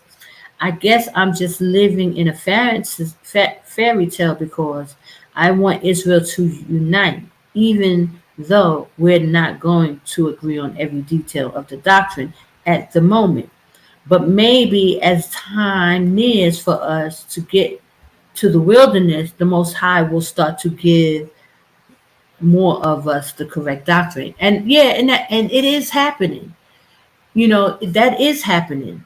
We are getting closer. Things are starting to narrow down. Events are taking place, and people are starting to see. Because listen, 7 years ago, 8 years ago, 9 years ago, these same Israelite camps was not talking about fleeing. Nobody, they was clowning, like I said before, they were clowning Elder Carr, talking about the flee doctrine, and nobody was talking about leaving Babylon. Now, sentiments have changed, wouldn't you say? There's a lot more people who know to flee. Even if they're calling on different gods now, they see common sense is telling you, okay, something is going on. We need to get up out of here. So it is happening right before our eyes. And the road is getting narrower, and narrower. And most of us will start coming together. It's unfortunate that it always has to wait till something bad happens, or when you ain't got no other choice. So now you got to change your doctrine, okay? Because that's what it is. It's people being stubborn, people being hard-headed, stiff-necked, people dealing with jealousy and all kind of wickedness, people still dealing with sin, so their eyes are closed. So these are all of the factors, and this is why I'm bringing it out. These are all the factors that playing a part with why brothers and sisters refuse to come under one doctrine. But guess what? There's only one doctrine. And the Most High AHAYAH is not all over the place. He don't have many names. He has one name. There's one location. There's one doctrine, brothers and sisters. The Most High, he deals with one. He deals with truth. And he don't have many truths. He has one. So that's the realization that people are going to have to just come under. They're going to have to come under it and snap out of it. And the sooner, the better. It's unfortunate that a lot of people have to go through a lot of stuff in order to get it. And that's why I'm making this video talking about choices and your decisions so that you don't have to go through certain things. But a lot of people have to go through things to get purged. So this is the process that we're seeing. A lot of people are going through stuff. And a lot of people going to go through more stuff. Like you see Sister Connie sitting here talking about come out of her, come out of her, come out of her. Jordan is a safe place. So and people will wake up, they get the bright idea to run to Africa. They just go. You'll hear about this. I'm telling you about the borders. I'm telling you what scriptures to look at. I'll tell you everything so that you can look at it, read it, and get it. But people will still jump up and go to Africa. And then start coming up with, Africa is the real motherland. People are saying America is our land.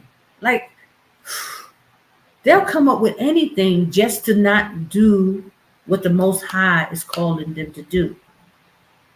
They'll come up with a lot of stuff, brothers and sisters. So that's why I'm putting this kind of video out, so that people can, before you make any kind of real major decisions and just saying like, oh, the Most High is dealing with me, because a lot of times we all feel like the Most High is dealing with us and we be doing the wrong stuff. Okay? You be doing the wrong stuff because you're not really checking with the Most High. You're not really fasting and praying and going into, deep meditation before you making moves. You just kind of feeling like you need to do something and you just do it. And then the consequences happen. Then you start going through stuff. Then the blessing is not with you. And then you're wondering why you're in this position. But you start to get, after chastisement, you stop wanting to be chastised. And you want to start stopping and thinking about what you're going to do, And that's how we start to be able to come together. So the Most High said, gather yourself together, O nature undesired. And that's what we have to do. And first, people have to go through some things.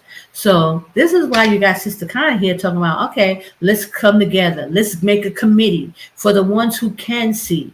Elder sisters, let's come together. If you can see, if you have eyes to see and ears to hear. Only then am I saying, let's come together. You know what I'm saying? Under one accord. That means you already calling on AHAYAH. You already keeping the holy feast days. You already got that part down pat. Now we can start to come together. And now we can start to help younger sisters, or, even helping the men of the Most High. Because a lot of our brothers are struggling. They're struggling with all kind of stuff.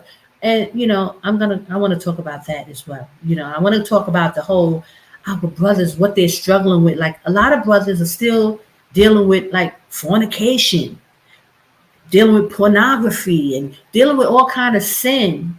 And this is why they cannot, get any revelation. Again, talking about the Holy Spirit, she will not dwell in a temple, that's laden with sin. The Holy Spirit will not give you answers and show you in direction and all that stuff if you're dealing with sin. We have to put the sin down, brothers and sisters. Having a lustful spirit, thinking about fornicating, being in relationships based on fornication. Come on, people. It's not going to work. We really got to put that stuff down.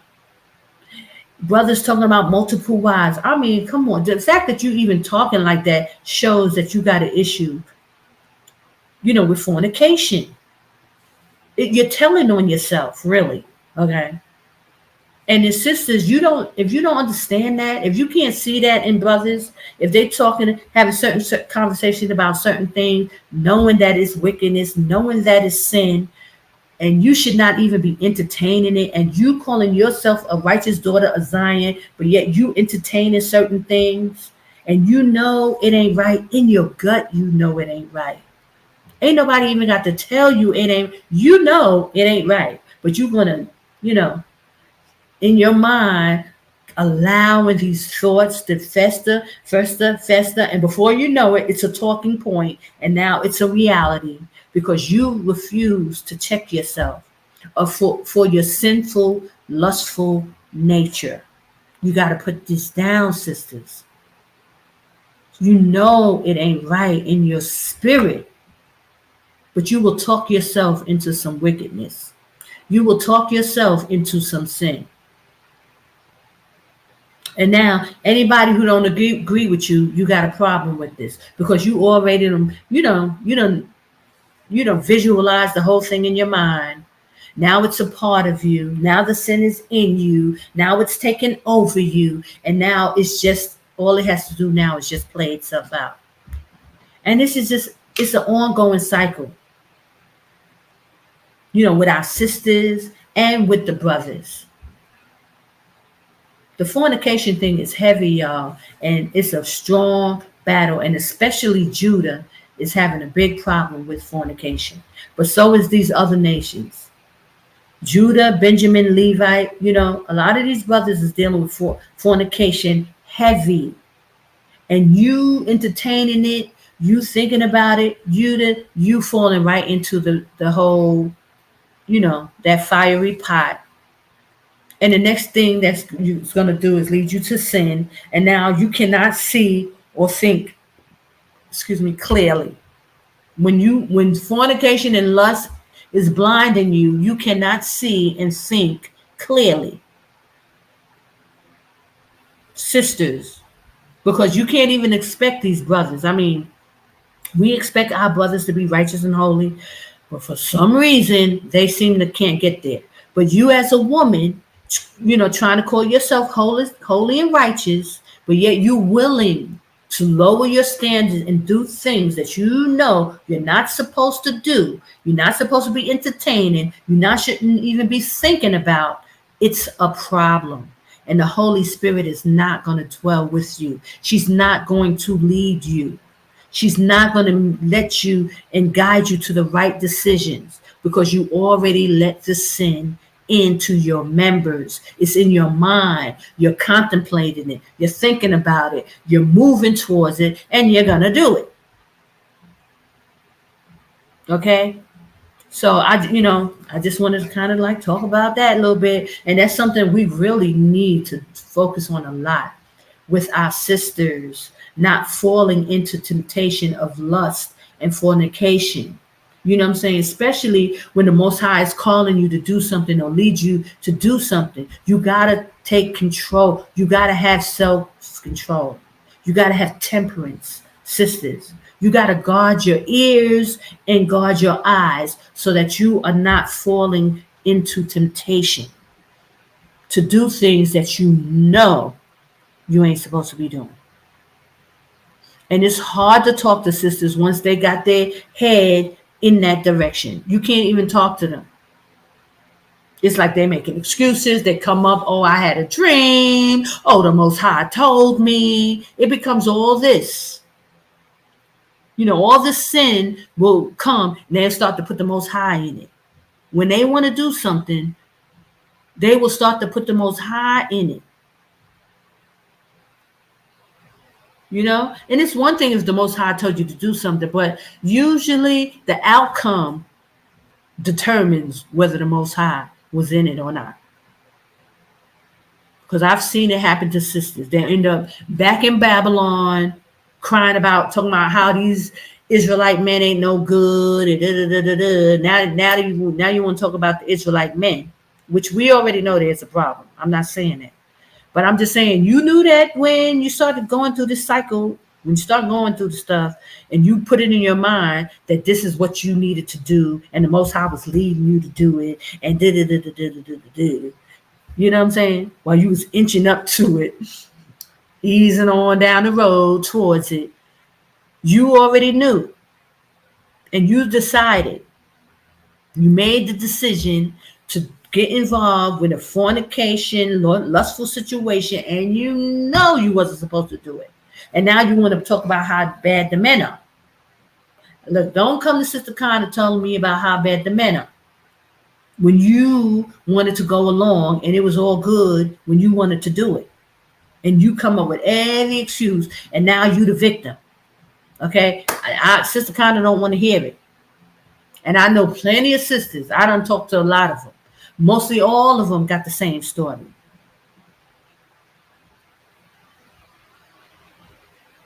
Most of them, all the sisters got the same story. Like, oh,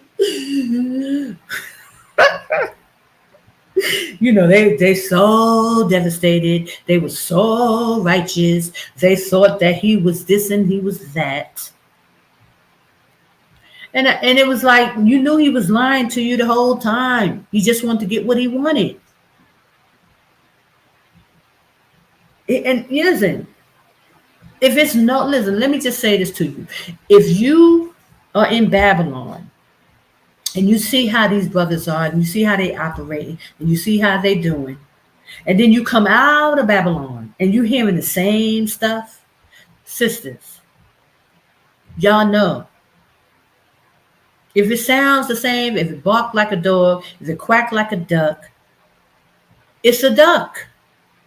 It's a dog. It ain't no different. You already heard it before. Don't let it be under the guise of, oh, he's a Hebrew Israelite now. He know the truth. And he's still quacking like a duck. You got to call it what it is. And if you choose to go along with it, act like you don't know and you don't know no better, and you're the innocent one, and you're not lusting, and you're not fornicating, but it's just that it's this, you're only lying to yourself. And you would only lie to yourself if this is what you was about anyway, or this is a demon you were dealing with anyway. So you can't just blame men, sisters. You're not going to be able to just blame men and act like, oh, he was so bad and you were so perfect and righteous. But yet you went along and got yourself in a situation, and now he's nowhere to be found. And y'all broke up. Now you on with another brother. And these Israelite sisters be jumping from one man to the next, to the next, to the next, to the next, and trying to act like they're not fornicating and they're acting like a whore. You don't want to, you be like, oh, I'm not a whore. I'm not fornicating. I'm a righteous daughter of Zion. But yet you're acting like a whore. Like I said, if it quacks like a duck, it's a duck, male or female. So sisters, you cannot be blaming these brothers if you come across a brother and he's saying all the right things you want to hear because you twitching. You twisting in your body and you ready to, have a man. And he's in your ear and he's saying everything you want to hear, and you start to twitch. I don't mean to laugh, but it's funny. Okay, you got the twitch going, and he's in your ear talking all the right things. So now it's on, baby. Y'all better be careful, because listen, the Most High ain't differentiating, because he turned out to be a liar and he just used you, and he just wanted sex, and now he done got him another wife, and he done got now he talking about multiple wives on you. Y'all better get a clue. Y'all better get a clue. Act like you know. Y'all from the streets. A lot of y'all grew up in the hood, and even if you didn't grow up in the hood, even in Mount Vernon somewhere in Connecticut, men are still the same. So don't act like you didn't know. Don't try to play dumb and act like, oh, I've been celibate. I get that all the time. I hear it all the time with my sisters. Like, oh, no, Sister God, I'm not even thinking like that. I've been celibate for so and so long. I ain't even thinking about it. As soon as a man come around, they start twitching. They get to twitch. I don't mean to laugh, but it's funny. It is, because it's true. Now they can't even contain themselves. They so hot and bothered because a man came around and he's showing them some attention. Sisters, y'all better get a grip. Y'all better get a grip. And stop opening up so fast to men you do not know. If you don't know this brother, you should not, certain things shouldn't even be coming out your mouth. Certain things should not be coming out your mouth if you don't even know the brother. It shouldn't even be a thought in your mind, sisters, really.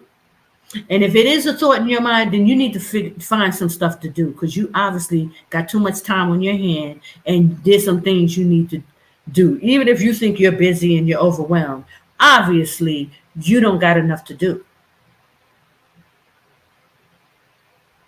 So I just wanted to put this little tidbit in your ear, sisters. But basically, that's about what I wanted to talk about. And I pray that y'all receive this with love. I'm not talking about anybody in particular. I've been seeing a whole lot over these 14 years, guys. I've seen a whole lot. And the situations are kind of like all the same.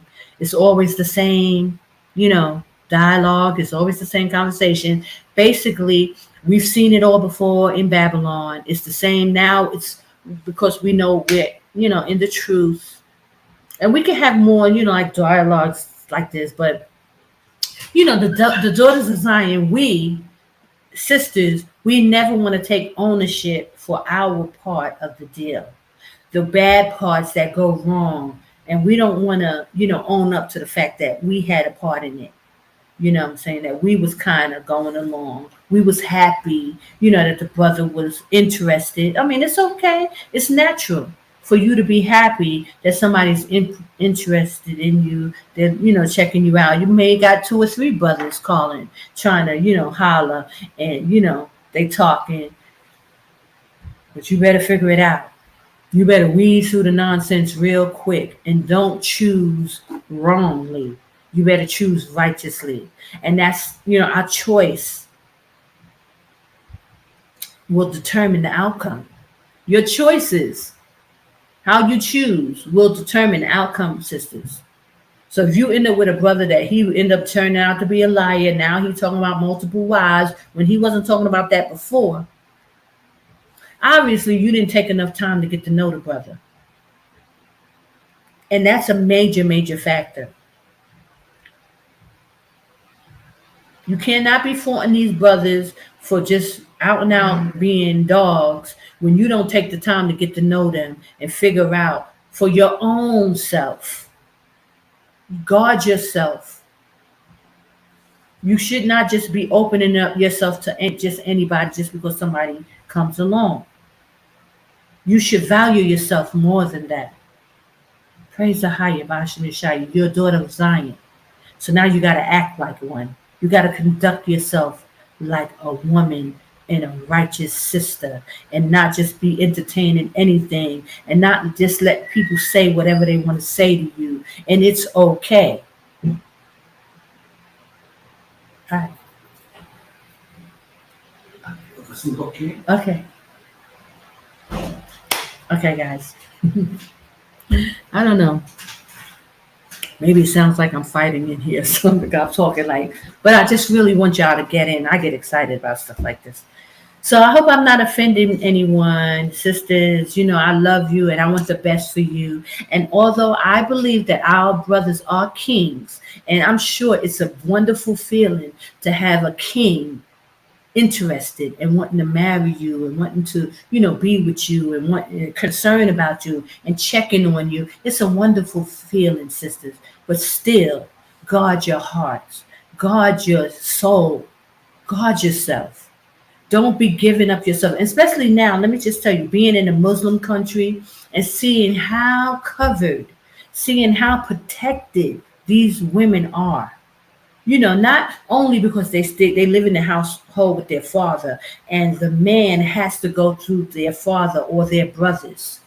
These men don't allow their sisters and daughters to be disrespected, and it's so bad that they will take their daughter or sister out if she's acting inappropriately on any level. They still believe in that whole, killing their daughter or sister if she degrades the family or if she's embarrassed the family. They don't play that in these Muslim countries. And so that same regard, and I know, sisters, because if you haven't come to the Middle East or in different countries, you don't even see how much these people regard the women. I mean, swinging on poles, what's going on in America is atrocious compared to how these,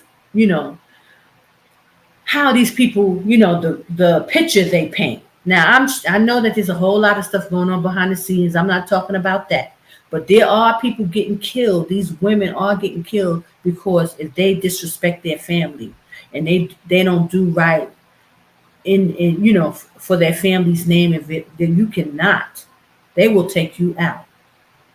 And the same thing should be regarded for the daughters of Zion. That same respect. And I know, sisters, that we don't have men covering us and protecting us like that. And I know a lot of these brothers feel that this is what we're trying to do. We're trying to, get our daughters and sisters in order. They're doing that. But yet they still keeping the same nonsense going. Like They'll be marrying these sisters, but then 8 months later, they no longer married no more. Now she back in Babylon and she fitting for herself again.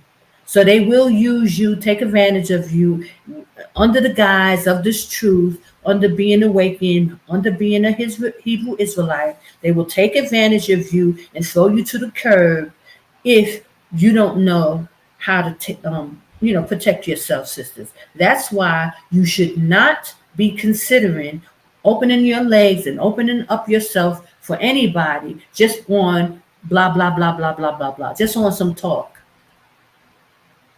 You cannot, sisters. You must protect yourself, protect your honor as a daughter of Zion. You not to have nobody looking at you like no whore, and not conducting yourself like you a whore by going from man to man to man because one situation didn't work out. He was saying that he was going to marry you. He was saying that he was going to do all this. So you got into this situation with him, and then 6 months, 8 months, a year later, now he talking multiple wives. So how can you guard yourself in that type of situation? How, you ask? Don't get involved. Don't get involved. That's how. You ain't got to be jumping in no situation just to be in a situation. This is what, a lot of brothers are promoting. Oh, you need protection. Oh, you need a man. Oh, you need it. But they ain't really coming with nothing. They ain't really coming with a whole lot of nothing. They're just talking. Unfortunately. Now, I'm not saying that this situation won't change. Eventually, it will have to change. Hence, 7 women to 1 man. Because the Most High is about to bring out a can of whoop behind on everybody and everything. So all this stuff is going to change, sisters. Only thing I suggest to you is protect yourself, protect your eyes, protect your ears. Don't be jumping into no situation, be cautious because people lie and people still be lying. And especially people, but we're talking about men. Men lie. They lie to get what they want. They lie to, they'll say whatever they need to say to get what they want. Okay, it ain't nothing changed. And I've seen it happen to sisters in the truth. And there's a whole lot of sisters, by the way, that's on Facebook and Instagram, totally rebelling against, Hebrew Israelite, talking about how's the code based on them being mistreated in this truth by men who they were supposed to be protected by men who said they wanted to marry them, and then they now all of a sudden they talking about multiple wives and all kind of other stuff. Hold on. Let me just read some of these comments. Sorry, guys. They just want to be let in the door easy. They don't like sisters with standards. Yes, and that's how you know. Listen, they will give themselves away. You ain't got to even do much. They just, they'll start flipping and acting up and doing all kind of this and that. You'll know. And it's on you, sisters. The red flags will be there right in front of your face. You may decide to look the other way. You decide to put your guard down. You decide to lower your standards. You decide. But only person that's going to pay in the end is you. Because you're going to be left either, and I've seen it, talking about going back to Babylon now because it didn't work out. You done went against everybody and anybody who told you like, I don't know, girl. Don't sound right to me. But you can't even say that. It says all this drama is from the 2/3 narcissist. Yes. And in the scriptures, it tells you that women will have no husband, the children will be fatherless because a lot of brothers is not going to make it. And they will dog you out for a painted lady of the night. Yeah, these brothers are in chaos and don't know what they want. Okay? And then you're wrong if you say something.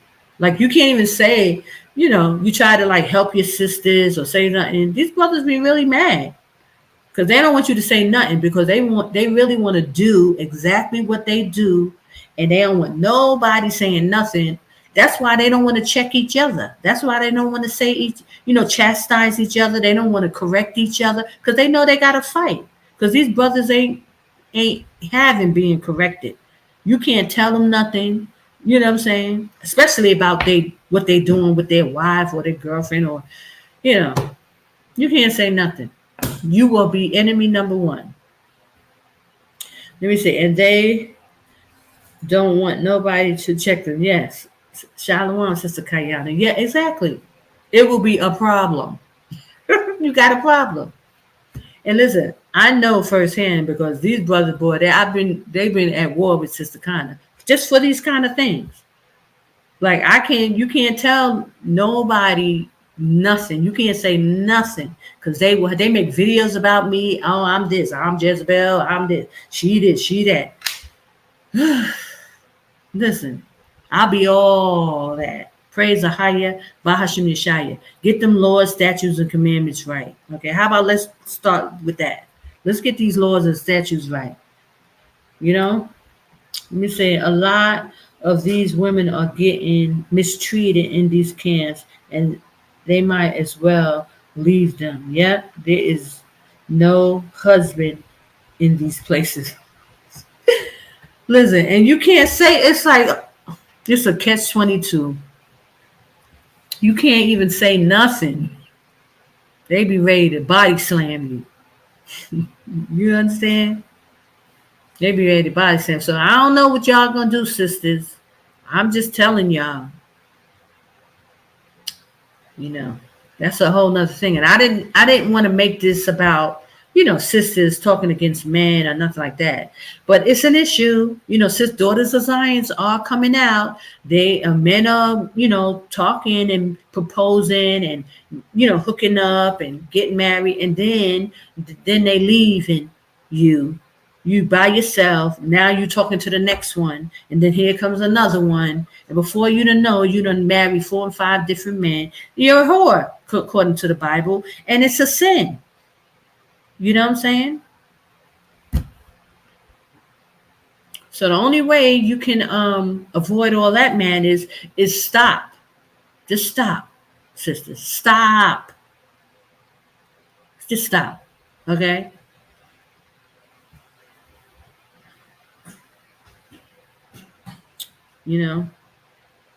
And sisters be like, then they come up with all kind of stuff. Oh, she just hating. She just you can't win for losing. But I'm telling you, better get a clue real fast. You better get a clue, sisters.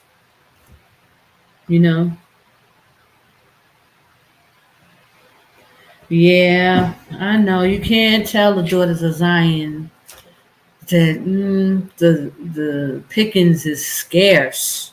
And that's another thing, sisters be so hard up for a man, and it's not a bad thing, y'all. I'm not saying bad, like it's bad to want a husband. Every woman wants to be married for the majority of it. Every woman should have a husband. But when you start lowering your standards and, forgetting, basic common sense when it comes to, you and your self-care and taking care of you mentally, spiritually, and physically, that's an issue. If all that stuff starts to go out the window once, somebody starts, talking to you and showing you interest, that's an issue. Shalom, Sister Lawanda. You said AHAYAH first, then pray that he sent him to send you a good husband. It works well. If it takes 3 or 4 years, love message. Yes. Oh, yes. Yeah, because I think it should take time. It shouldn't be no couple of months you jumping into no relationships. First of all, you don't know people. How? You got to know a person. a year or two, at least give yourself the time. But see, the daughters of Zion have been so used to, acting so wickedly. And I have to say this, sisters, that I'm just going to be honest. We've been acting wickedly in Babylon by jumping in bed with men that you don't know. How can you give yourself to a man that you don't know? You don't know what he's going to do. He can do anything, and that's why they do anything. Because you didn't vet them. You didn't, make them show you that they were really, really serious. That's like, Elder Carl always brings up that he had to work, 14 years for Rebecca and 7 years for Leah. All right? Our forefathers, he worked hard. He knew who he wanted. He worked hard for his wife and got tricked the first time. I mean, so if a man doing all that, okay. But that was 14 years. How many of you sisters willing to make a man wait? And it was only for her father that forced that situation. That's why you need to have, your father or your mother, if your father's not around, or uncle or a brother. But half of the time, these fathers, uncle, brothers, and cousins, they don't even give a crap. They ain't standing up for the daughters of Zion, looking for our best honor, making sure nothing is right. They ain't even doing that. So, praise AHAYAH, Sister Luanda. Thank you for that comment, sis. Yeah, you should take time. You should be praying about it. You should be fasting for a husband. You should be asking the Most High. And then when he shows up, or you think he shows up, don't be just jumping into no situation because a man shows up. That's not the way to do things. That's not the righteous way to do things. Because 9 times out of 10, it won't work out well. Fornication will never work out well. Lust will never work out well. These are most of the sins that the Bible speaks about. The Most High is not having it, sisters. Lust is a problem. Fornication is a problem. And if you operate in and being led by a lustful spirit, it's a problem in the eyes of the Most High. I don't care how you twist it and turn it and make it into something like the king, shining knight in armor, rescuing you or whatever. Brothers and sisters, lust is lust, fornication is fornication, and the Most High, he's not having it. So we can't do it.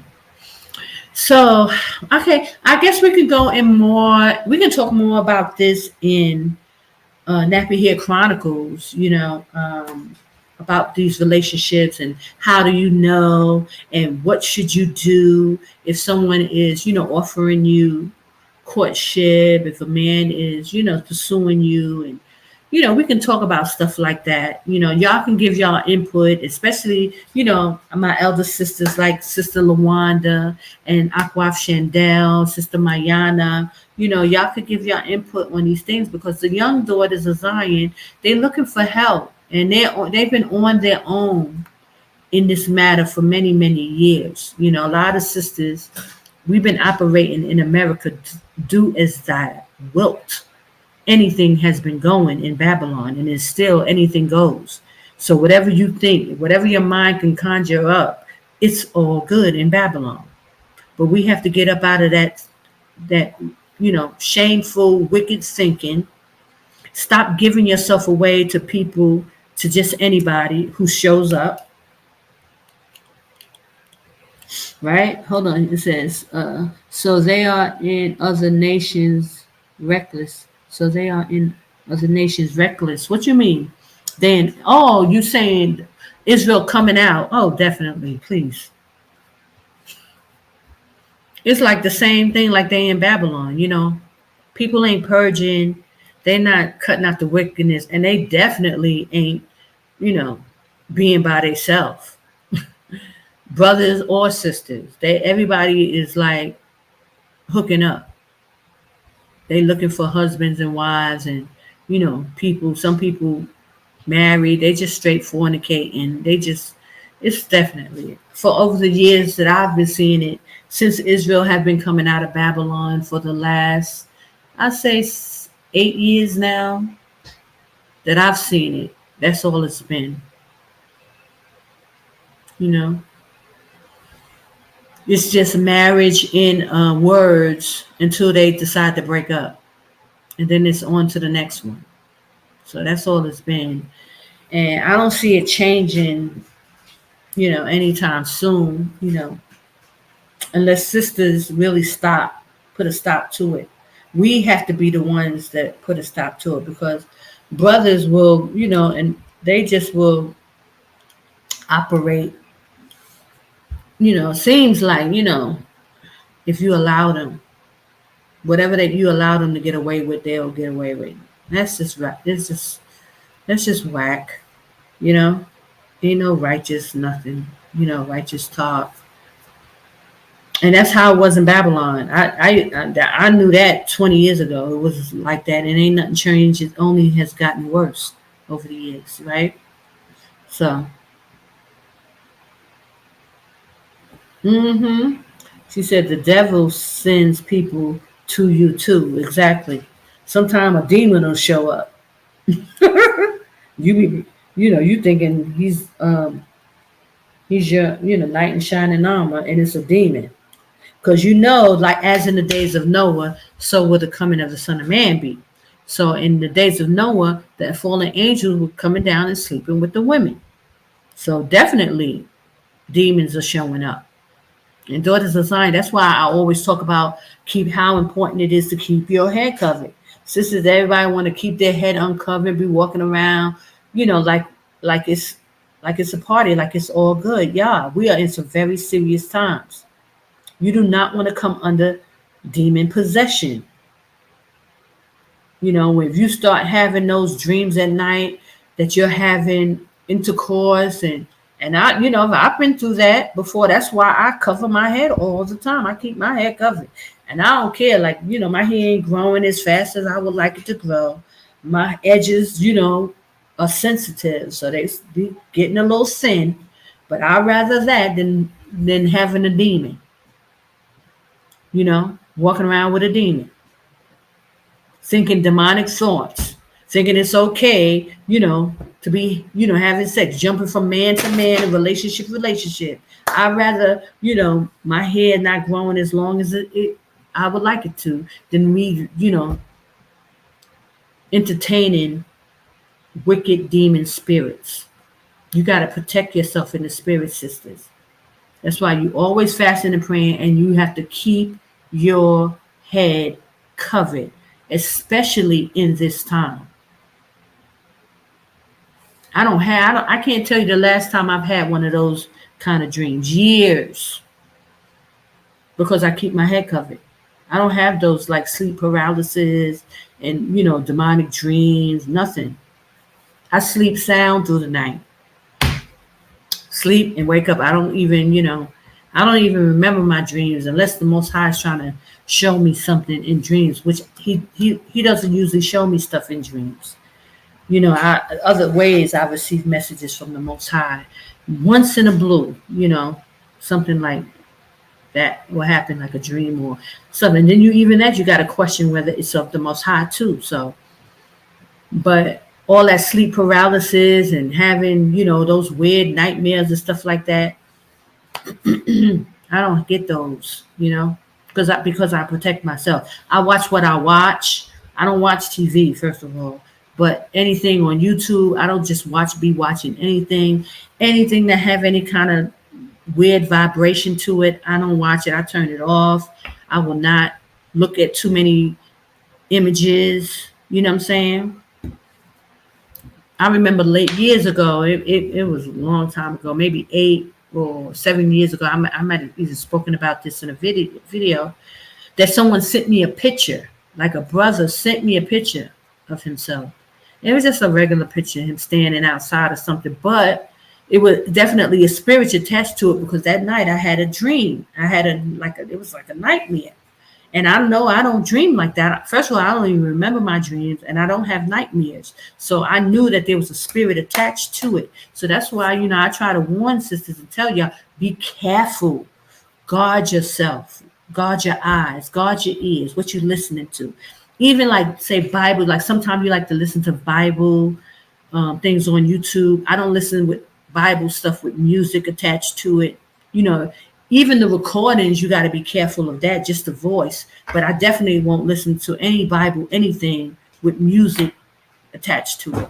I listen to like the speaking of the word, like that, because you got to be careful, because they'll be putting stuff on, and that's why also when I, sing and I use instrumentals, I make sure I put the Most High, AHAYAH, Yashaya on everything. And I speak his name, because I know there's power in the name. And these spirits can't stay in that, in that realm, which you speak in AHAYAH's name and Yashaya's name. And that's why I'm always praising AHAYAH, Yashaya in everything I do, because the name has power. And those spirits have got to flee.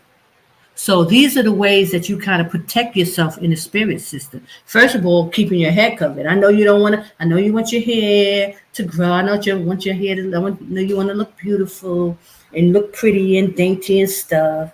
And sometimes this just doesn't do it for you. But it's important to fight in the spiritual realm to keep your head covered. Guard your ears. Guard what you listen to. Guard your eyes. What you watching, what you seeing, because all those things will affect us in the spiritual realm. And sometimes you don't know that you're battling in the spirit, but you are. You understand? So, these are how you always, be in the word, always reading the word, applying scriptures, always, praying. Make sure you're doing your prayer 3, 4, 5 times a day, praying over your food, saying the Lord's Prayer, learn the Lord's Prayer in Hebrew. Protect yourself in the spirit. It's important. The Hebrew language is a very powerful language. So you should learn how to pray in the Hebrew tongue. And you should know these certain prayers by heart, that you can say it when you need to. If you feel like sometimes you see something out the side of your eye, or, just little things in the spirit, you'll recognize it. You start praying. If your head is covered, or you got to run and find something to cover your head because you can't pray with your head uncovered. Now you got to, run around, find something to cover your head. Instead of that, just keep your head covered and always be prepared to pray in the spirit realm. Fight for yourself. You understand? Sometimes people, they go days without even praying. They forget to pray. We can't be doing that. But okay, guys, I've been talking. I gotta go. I give all glory and praise to AHAYAH, Yashaya. I hope this information was feasible and it resonate in your spirit. That these are some of the things that you need to know. Putting you up on game, or just how to navigate, whether it's outside of Babylon. But it starts with you preparing inside of Babylon as well. But the goal is that, how to protect yourself. Because let me just add, y'all know about these foreign men. Y'all know about Jordanian. We're in Jordan. So these are very nice men, very good looking men. So, if you have an issue with lust, fornication, this and that, it may be an issue for you dealing with. Everywhere you go, it's men everywhere. The women don't come outside. So you're subjected, to a lot of men, and they're very helpful. They're very flirtatious. They're men. So sisters, you have to be on guard. You have to put that lust demon and that fornication demon under subjection, so that you are not out here lusting after these men. These men will come on to you, help you, be overly helpful, more than what we're used to in America. These men are attentive. The fact that you're an American, they don't care how old you are, how young you are, they don't care. So if you are battling with those kind of spirits, fornication, lust, where you don't, you can't say no when men are coming on to you. All those are issues, sisters, and you need to get those kind of spirits under subjection. Okay? Because these men will be up in your face, and they will be trying to help you, and and you seem very vulnerable, and they will help. But for one thing, you must know we are not to get involved in that kind of way, with Gentile men. And some sisters will be like, we don't know if they Gentile or not. We don't know what Judah, we are, throughout the four corners of the earth. And they start coming up with all this nonsense and this kind of logic because that lustful demon inside them wants to be fed. But sisters, you must grab a hold of that and get yourself under, subjection, and not be led by, the demonic spirits of fornication and lust.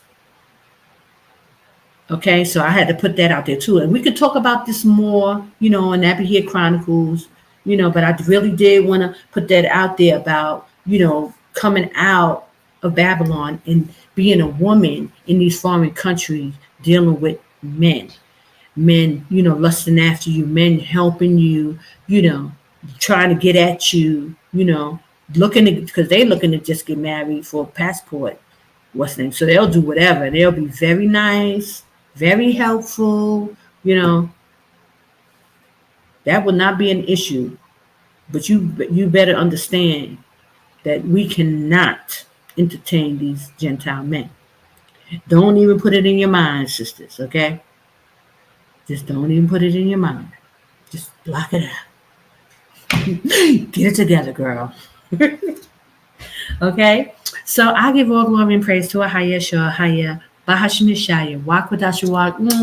Thank y'all for watching me. I pray you all are well. I pray you are making your way out of Babylon. I see you soon, brothers and sisters. We will be in the wilderness soon. Okay? And maybe there's some things I think I probably should be saying more about preparation. When you come out, I've said that we should come to a man first, prepare, get the things that you need for the wilderness before you start trying to go into the wilderness. Listen, brother, it will be a process of us going into the wilderness. How we're going to do it is going to be structured. We're not going to just be flowing into the wilderness. It's not going to happen like that. We are going to do it in a certain way. AHAYAH will put it all together. You need to first come into a man and start to prepare. If you need to get a job, then that should be an issue. That should be the first thing. Your order of business, finding a job, getting your money situation straight so you can get the things that you're going to need in the wilderness. And then once you have that things, we'll start to move people, little by little into certain areas. That's basically, in a nutshell, how it will go. So just in case I didn't cover that, we can talk about it more. If y'all have more questions about it, we can go into it. But that's just a synopsis. First, you come into a man. That's the city area. You can blend in well. You can get some things done. Get you a place. Get you a job. Start to prepare. Put things together. And then we'll start to move. After we are coming under one accord, we are all on the same doctrine. We're going to have to figure that one out, brothers and sisters. Get into that GOCC Academy. Get the understanding so that we can start to work and move together. Praise AHAYAH for brothers and for sisters. I was talking about how the brothers are, when it comes to that, it's a lot of ego, a lot of pride, a lot of arrogance going on. But aside from that, if brothers can start to purge through those feelings, and get those feelings under subjection, and, get some self-control in the anger management area, and not, feeling that, they can't be taught by another man. It's a lot of stuff going on with these men. But if they can get past that and they can start to go and take that academy, and we can start to get on one accord and start to, move, this thing can move pretty smoothly. I think it can happen. I believe it, because AHAYAH said we're going to be in the wilderness and we're going to be at peace. He did say that. It's in the scriptures. He said we're going to be at peace, brothers and sisters. So somehow, some way, we're going to work it out. And it ain't going to be us all calling on different gods trying to figure that out, because he's a jealous power and he ain't having it. Okay? So we're going to have to block that one out. We're going to have to learn how to, come under subjection for what the Most High wants. And I'm excited and I can't wait for it to happen. Praise the higher Yashaya. Love y'all. See y'all soon. Shalom. I'm going.